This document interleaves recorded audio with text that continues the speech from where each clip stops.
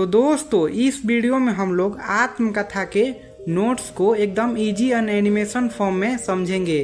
तो चलिए शुरुआत करते हैं। तो ध्यान से सुनना। कवि इस चैप्टर में बताते हैं कि आखिर वो अपनी आत्मकथा क्यों नहीं लिखना चाहते, यानी वो आत्मकथा ना लिखने के कारणों को बताते हैं। कवि इन 2 लाइनों में बताते हैं और कहते हैं कि उनका मन उनको आत्मकथा लिखने से रोकता है। और क्यों रोकता है? वह कहता है कि तुम अपनी जीवन की ऐसी कौन सी कहानी लिखोगे, तुम्हारे जीवन में तो दुख ही दुख है और एक न एक दिन सबको जाना ही है, तो फिजूल में क्यों लिख रहे हो।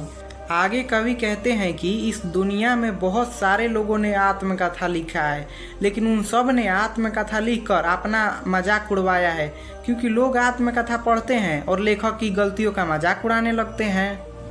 आगे कवि कहते हैं कि अगर मैंने अपनी आत्मकथा लिखा तो लोग मेरा मजाक उड़ाएंगे, इसलिए मैं आत्मकथा नहीं लिखता हूँ। और तुम लोग तो खुश होगे मेरी आत्मकथा पढ़कर, क्योंकि यह दुनिया का रिवाज ही है कि लोग दूसरे के दुख में अपना खुशी ढूंढने में लगे हुए हैं।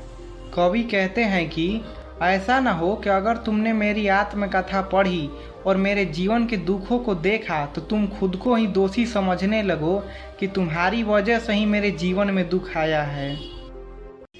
कवि कहते हैं कि यह जानते हुए भी कि अगर मैंने अपनी आत्मकथा लिखा तो लोग मेरा मजाक उड़ाएंगे, फिर भी मैं अपनी आत्मकथा में अपनी गलतियों को लिख डालूं, जो लोगों ने मेरे साथ छल कपट किया है उनके बारे में लिख डालूं।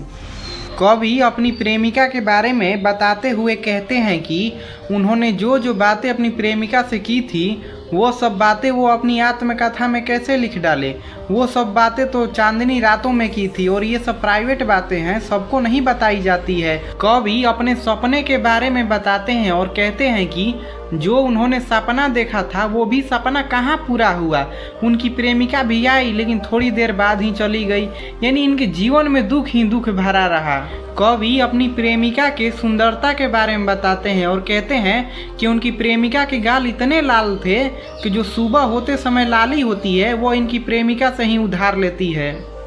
कवि कहते हैं कि वो अपना जीवन अपनी प्रेमिका के साथ बिताए गए वक्तों को याद कर कर बिता रहे हैं। वो कहते हैं कि आखिर तुम मेरी आत्मकथा क्यों पढ़ना चाहते हो, क्यों जो भूल गई बातें हैं उन्हें फिर से कुदेर कर निकालना चाहते हो। लास्ट में कहते हैं कि मैं अपनी इस छोटी सी जीवन की बड़ी बड़ी कहानियाँ कहाँ से बता दूँ, मेरा जीवन तो इतना छोटा है। मेरे लिए तो यही अच्छा होगा कि मैं दूसरों की आत्मकथा कहानियाँ सुनता रहूं और खुद चुपचाप रहूं। कवि कहते हैं कि तुम मेरी आत्मकथा पढ़कर तुम मेरा क्या भला कर लोगे।